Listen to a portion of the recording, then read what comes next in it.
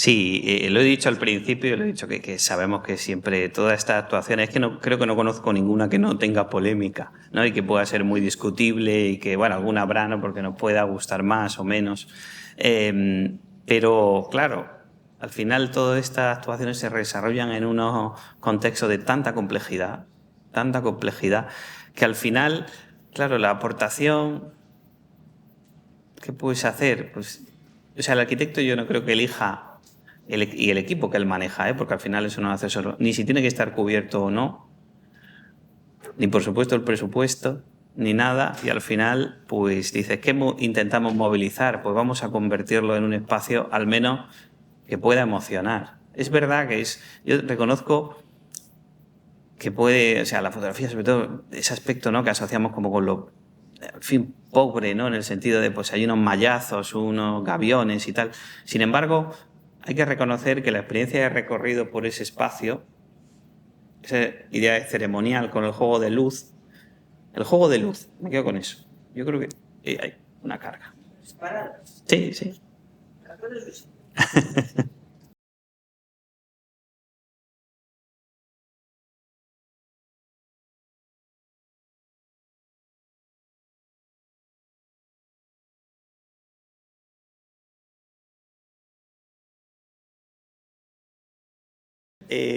A ver, yo he hecho la presentación sabiendo que esto iba a pasar. Lo reconozco, porque yo mismo he organizado un curso hace 3 o 4 años de paisajes culturales.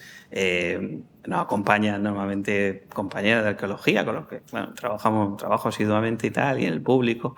Y precisamente, pues no Tony Gironés, pero sí, bueno, el otro equipo, pues estuvo presente y por supuesto, pues inmediatamente de arqueología, anda, qué tal, tal. Yo esto lo sabía. Pues a veces hay cosas más acertadas, otras menos, pero yo es que de verdad pienso, no lo he puesto, no lo he puesto y no lo he puesto intencionadamente, primero porque se salía yo creo que del tiempo, ¿no? Que estamos tratando, y segundo, pues porque no la he visitado. Entonces, para hacer estas críticas necesariamente la experiencia en el sitio hay que tenerla. Yo creo que hay cosas contestables, sí, claro que las hay, claro que las hay. O sea, pero incluso las que yo he puesto. Pero es que es muy difícil. O sea, no quiero yo quitarle valor, incluso al error, ¿eh? Sí, es que es muy difícil. Es muy difícil porque cómo cubres, o sea, y luego además se produce un efecto. O sea, la idea o sea, ahí efectivamente el arte,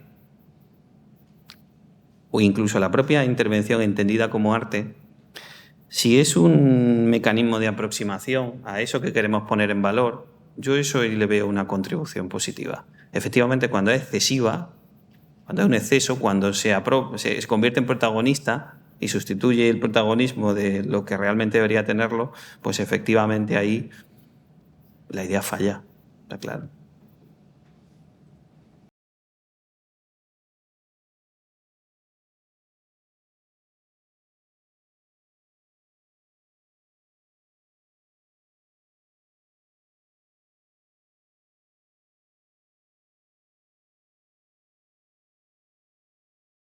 Sí, sí, está desplazado, lo he dicho, no está in situ. Sí, se construyó la infraestructura y se desplazó. Sí, se habrá desplazado como 1 kilómetro aproximadamente. La posición, eso desde luego no lo decide el arquitecto. Es que no lo he dicho, pero en un proyecto que podamos considerar de arquitectura de paisaje o de este tipo, el arquitecto es uno más dentro de algo más amplio y desde luego la disposición, ya te puedo asegurar que no es decisión del arquitecto. O sea, es decir, la manera en la que incluso cómo apoya tampoco es decisión del arquitecto cómo apoya las piezas. O sea, escapa al campo de la arquitectura. Vale, entonces reformulo la pregunta, perdón. Sí. ¿En base a qué criterios, a lo mejor fue por cuestiones de conservación, que en el sitio original no se podía mantener, bajo qué criterios se movió a 1 kilómetro? Porque al fin y al cabo, Sí. perdón, los megalitos tienen una relación directa con el paisaje y su posicionamiento te habla mucho de... Y el túmulo y todo, claro. Efectivamente, claro. Sí, sí. Entonces, ¿por qué Se movió porque la infraestructura se iba a hacer. O sea, no, yo creo que ejemplos tenéis los que queráis, ¿no? De desplazamiento de cosas. Bueno, no solamente del tiempo que ocupa este seminario, sino también en fin, de ejemplos de todo tipo, de monumentos. Lo tenemos ahí, el Templo de Devot. Sí. El criterio no lo sé, pero imagino que es el criterio que se emplea siempre cuando se mueve algo de este género, ¿no? Que es que prima la infraestructura y la parte funcional del asunto. Bueno, realmente no es una pregunta, es una reflexión, porque dado que aquí hay gente muy joven, que es de la que depende el futuro de la arqueología y de los yacimientos arqueológicos, a mí me resulta muy preocupante este afán por decir que es necesario cobrar entrada en los yacimientos arqueológicos. Esto es una práctica que está volviendo. En Andalucía todavía no se cobra en los museos y en los yacimientos, pero se quiere hacer, y los argumentos son los mismos que los que se han expuesto aquí esta mañana. Que es necesario una contribución al mantenimiento, que lo que no se paga no se valora, y en mi opinión estas dos cosas son falacias. En primer lugar, con la entrada no se paga nada de los costes. Por mucha gente que visite, ni siquiera la Alhambra se autofinancia. Y por tanto, no sé a qué motivo cobrar entrada y no poner más inversión pública, porque son cosas en la investigación y en el mantenimiento que ya estamos pagando con nuestros impuestos. De hecho, sería lo mismo que decir que hay que pagar la autovía. Y si con la autovía no estamos negando, ¿por qué vamos a aceptar en los yacimientos arqueológicos? Por otra parte, eso de que lo que no se paga no se valora, también me parece una aberración. Porque sería como pensar que una película que está en YouTube libre no se valora lo mismo que una que está en una plataforma de streaming. Todo depende de la calidad. Si el yacimiento ofrece contenido, está bien explicado, la gente irá. Si las cosas en un museo van cambiando las muestras y se hacen cosas diferentes, la gente irá varias veces. Si no, irá solo una vez y no volverá a ir porque le van a contar lo mismo. Y por tanto, esos argumentos a mí me preocupan. Y me parece que estamos en una tendencia que es querernos hacernos pagar la sanidad, querernos hacer pagar la educación y querernos hacer pagar todo. Como se discutía ayer, evidentemente son los tiempos, pero los tiempos se cambian. Y por eso digo que es una reflexión para los jóvenes, porque a lo mejor son ellos los que tienen que evitar que esto cambie hacia peor. Muchas gracias. A ver, ¿quién se atreve a responder? Bueno, yo casi por alusiones, sí. Yo sinceramente no comparto lo que me dices. Tienes una parte de razón, sí, pero he escuchado muchísimas veces en los yacimientos decir ¿por qué me cobras si esto es de todos? Sí, bueno, bien, muy bien. Mira, los recursos son finitos. Lo que pagamos por los impuestos, y que mucha gente protesta porque paga por los impuestos, y luego siempre ponemos de modelo a todos los nórdicos que pagan muchísimo más que nosotros en impuestos y claro, tienen unas contraprestaciones diferentes. Quiero decir que lo que nosotros pagamos con los impuestos no sé yo si cubre absolutamente todo lo que se podría pagar. Tienes razón en decir que no se autofinancia, no se trata de que el yacimiento se autofinancie por lo que tú cobres de entrada, sino que valores lo que vas a ver. Y yo sigo pensando, a ver, evidentemente tú y yo pensamos distinto en ese punto, que valoras... No, bueno, no, seguramente no, pero bueno, o sea, tú, aunque no vas a financiar con lo que estás cobrando, sí que estás contribuyendo con un granito de arena. Igual que, por ejemplo, en el ámbito anglosajón ponen unas huchas y la gente echa, aquí se puso en Madrid, no voy a decir si estaba bien o estaba mal, objetivamente, se puso una hucha en ese espacio que es centro-centro, donde Cibeles, hubo un gestor cultural que primero que tuvo centro-centro, que se llama Tono Martínez, venía del ámbito de la captación de recursos, es un buen gestor cultural, y se le ocurrió poner una hucha, que evidentemente no obligaba a nadie, sino para depositar el que quisiera. Y aquello, menos guapo, le dijeron de todo. O sea, nuestro ámbito no es el de otros ámbitos que pueden quizás... que hay una parte que comparto. Y he dicho que no sea excluyente el cobro para que la gente no pueda acceder. Habrá que buscar políticas y mecanismos. Pero yo el gratis total no lo entiendo muy bien, porque vuelvo a decir una cosa, la gente protesta muchísimo por pagar en un museo, pero no protesta por pagar una entrada de reventa, no voy a decir de lo que sea, de fútbol, de toros, me da lo mismo. Entonces, es una cuestión de cuáles son tus prioridades y por qué estás dispuesto a pagar. No es la misma cosa, es que estas comparaciones son un poco absurdas. Además, si es por fomentar la difusión, cuando se puso a nivel estatal, que luego se quitó, que fuera gratis, los museos, se hicieron estudios y demostraron que hubo más gente que fue. Si ahora lo pone a pagar, irá menos gente. Entonces, ¿qué estás consiguiendo? No, mira, aquí en casi todos los museos, aunque se cobre, hay un día que tiene acceso gratuito. Un día o varios días o... Hay que ir ese día, ¿no? Pues en Andalucía son todos los días, para todos los ciudadanos de la Unión Europea. Pues enhorabuena, pero yo no sé. Momento, Quiero decir, en Madrid es que no tenemos gratis todo en ningún sitio. A mí, yo según salgo de mi casa y pongo un pie en la calle, me está costando dinero en Madrid, pero bueno, que quiero decir, sí, que no voy a entrar, que sí, o sea, hay muchas posturas y muchas formas de entenderlo. Yo sigo insistiendo en que no creo que deba ser un hándicap el que alguien no pueda pagarlo para que lo disfrute. Eso sigo diciéndolo, tiene que ser accesible en su totalidad, pero no creo que todo deba ser gratis total cuando hablamos de cultura, y cuando no hablamos de cultura, entonces sí que estemos dispuestos a pagar. No sé, es que a mí me cuesta verlo, ¿eh? Eso. Es que cultura, primero habría que definir qué es cultura, que yo no tengo una definición totalmente diferente, pero entendiendo por cultura lo que entiende como está el ministerio y todo eso, que sean las obras de teatro, que sea el cine y todas esas cosas, no me puedes comparar las dos cosas, porque una película, incluso la que están financiadas en parte por el ministerio, tiene en teoría financiación que es privada. En este caso, si la financiación de la investigación y todo eso es privada, es una cosa diferente, pero cuando la financiación y la gestión es pública, ¿por qué le va a cobrar otra vez a las personas? Ya digo, es lo mismo que las carreteras, o lo mismo que la educación y la sanidad, que desde luego todo el mundo estará de acuerdo. Pero si nosotros estamos diciendo que hay que quitar de la autopista el pago, porque la ha pagado el Estado, o de la autovía, y que no queremos que la Unión Europea nos ponga el pago en la autovía, no entiendo por qué nos vamos a poner el pago en los museos. Yo no lo entiendo. Evidentemente, estaremos en desacuerdo en muchísimas cosas, porque mi planteamiento de luego son los de otros tiempos, y como no está de moda, pues ya está. Pero, y ya digo, como encima en Andalucía también lo quieren volver a poner de pago, pues me parece peligroso. Por eso lo que decía, es una reflexión, no una pregunta a ti. No esperaba que me contestara, es una reflexión para que la gente lo piense. Cuando dices es absurdo, me sentí un poco para responder desde este punto del absurdo, pero vamos, que está bien. Sí, no, Almudena tenía una pregunta. Cuando has estado hablando de modelos, de formas de gestión, has puesto el ejemplo de la Fundación Las Médulas. Da la casualidad de que en esta fila está parte del equipo de investigación que lleva 30 años trabajando sobre las médulas.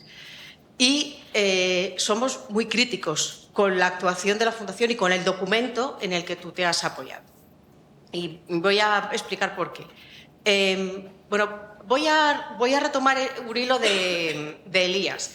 Cuando has empezado haciendo un ejercicio de buscar palabras en documentos, si en el plan, no sé si se llama director estratégico, de la Fundación Las Médulas, buscáis la palabra mina de oro romana, que es por lo que está declarado Patrimonio Mundial, no aparece. Si buscáis la palabra arqueología, no aparece.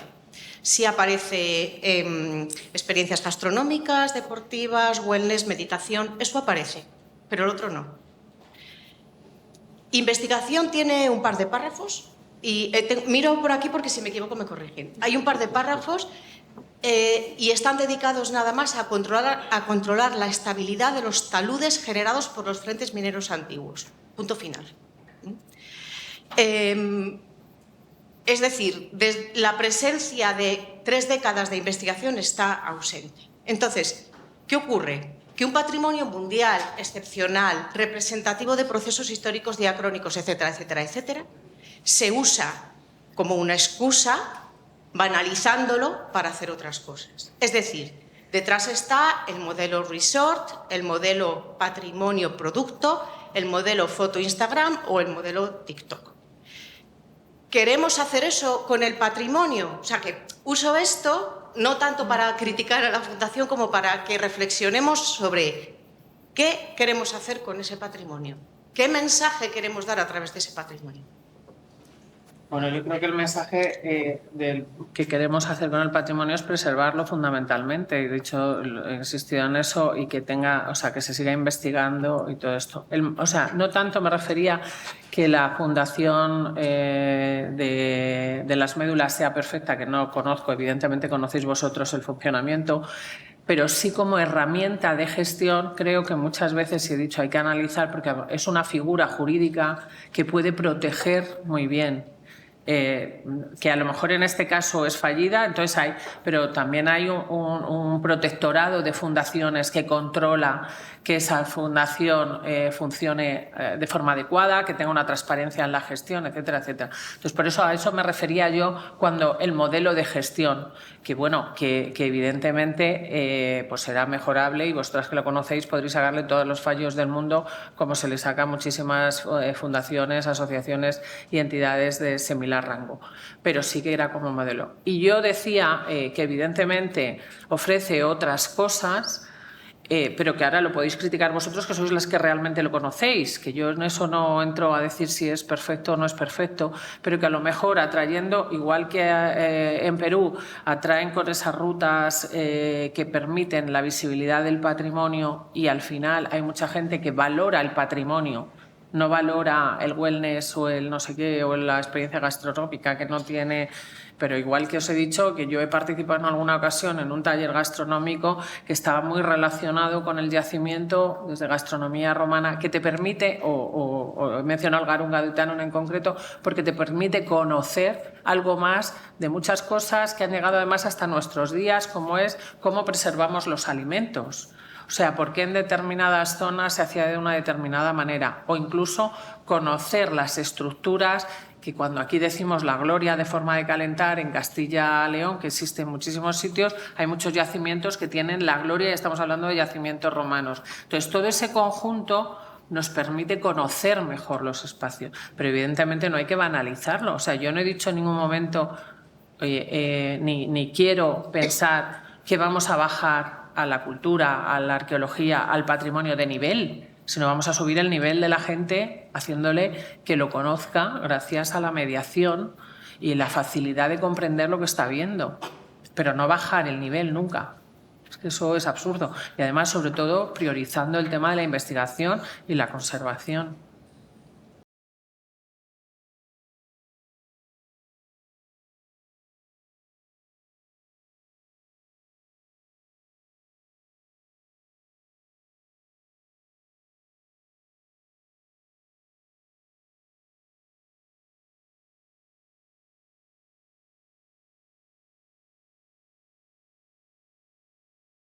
A ver, es cierto que este tipo de intervenciones que no dejan de ser agresivas, entiendo lo que dices con respecto a la posición original, pero se trata de intervenciones muy agresivas sobre los espacios.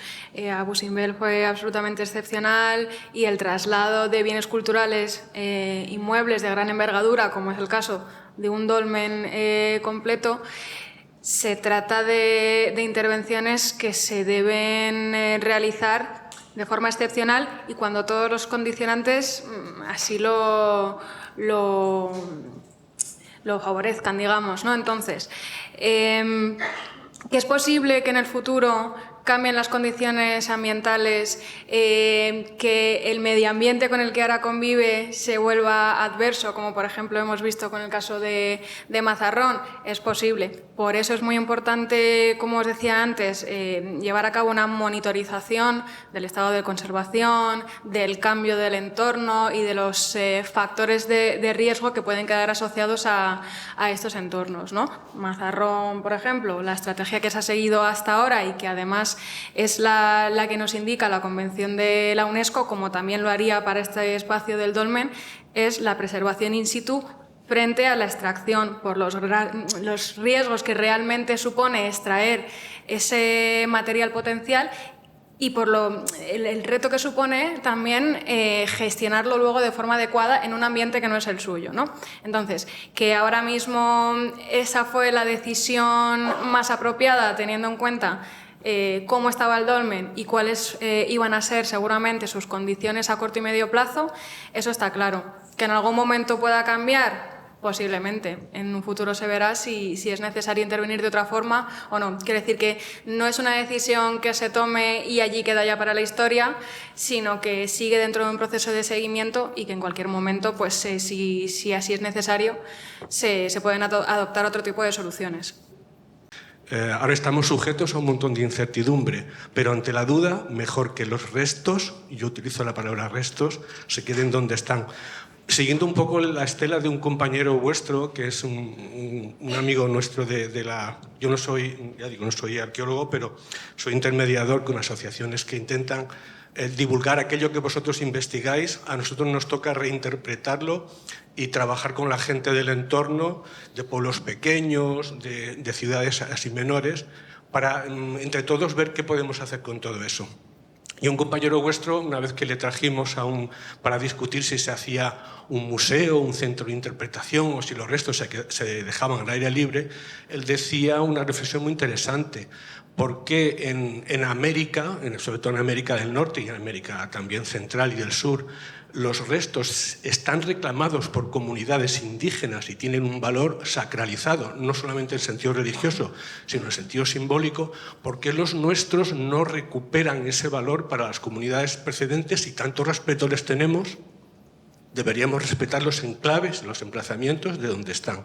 Porque, por otro lado, sería muy pretencioso pensar que las religiones monoteístas actuales que predominan en la sociedad actual son mejores por la línea del tiempo y estas cosas que las creencias de nuestros indígenas hace 2000 años. Solamente lo dejo ahí, ¿vale?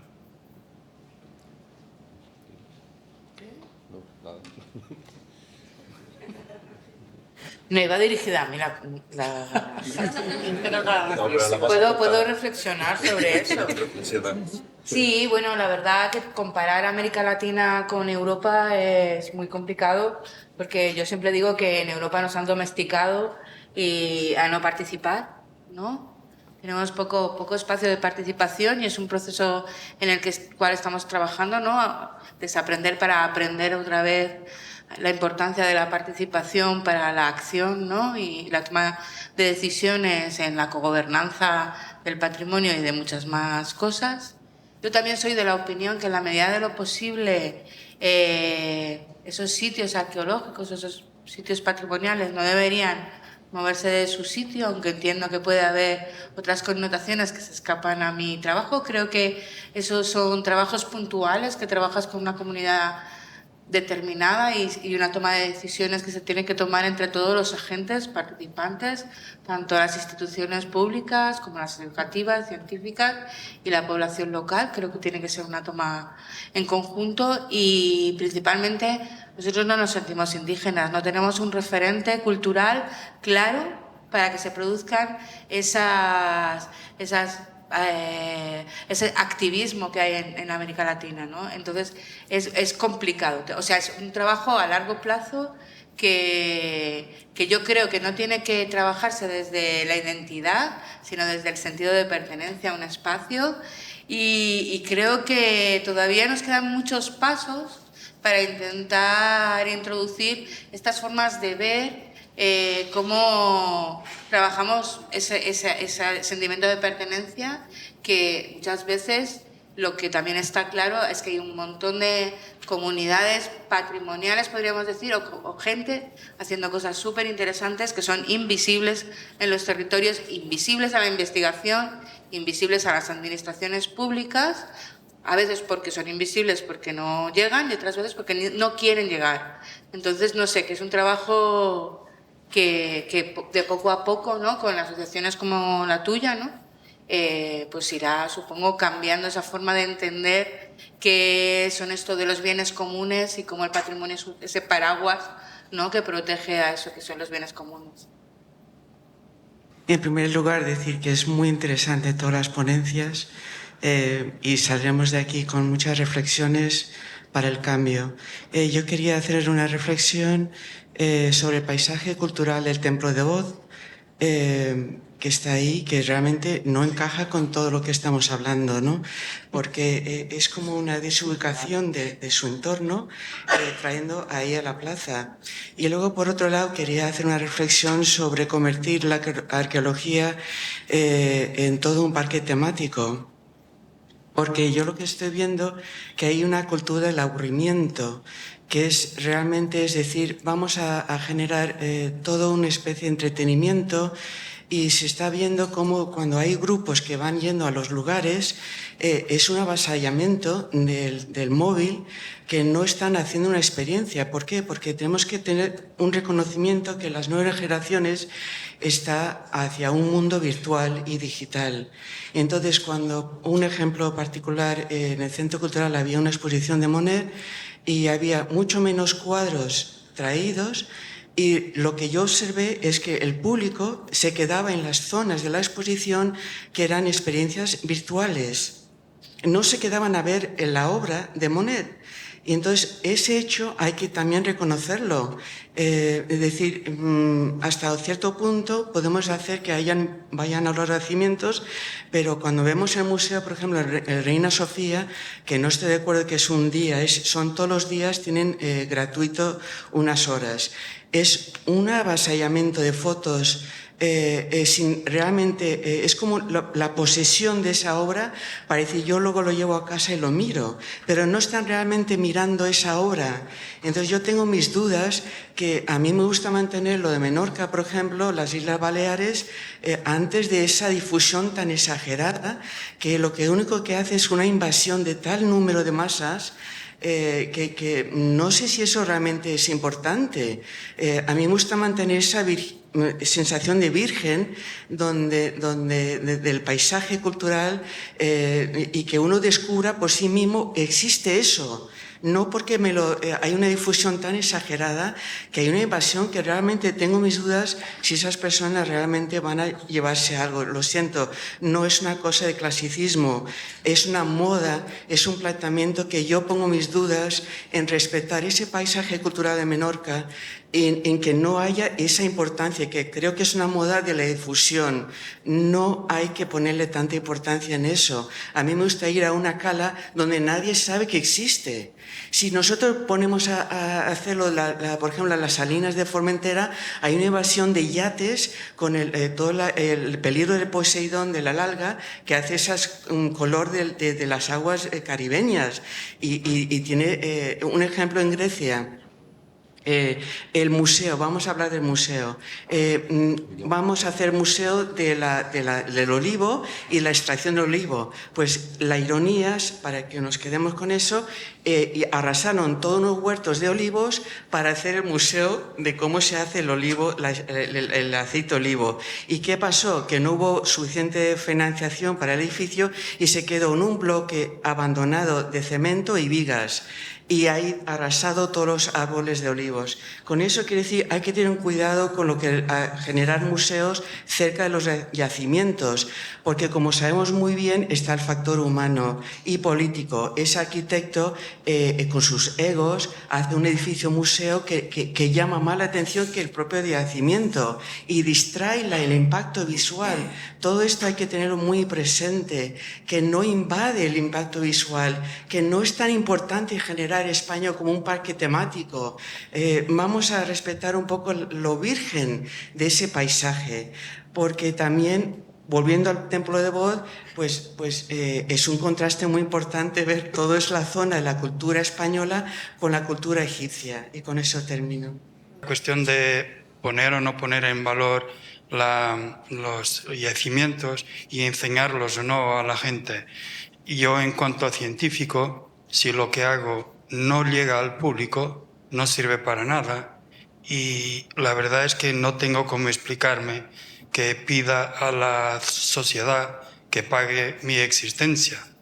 O sea, con esto me parece clarísimo que, aunque a mí también me gusta venir, me gustaba más Madrid cuando tenía menos gente, menos turistas. No me gusta pasear por las calles de Lisboa hoy día, no voy. Pero no me parece que yo pueda ponerme en la posición de decir quiero eso pristino para mí, o para los que conocen. Porque a mí me gusta ir a los vinos, por ejemplo.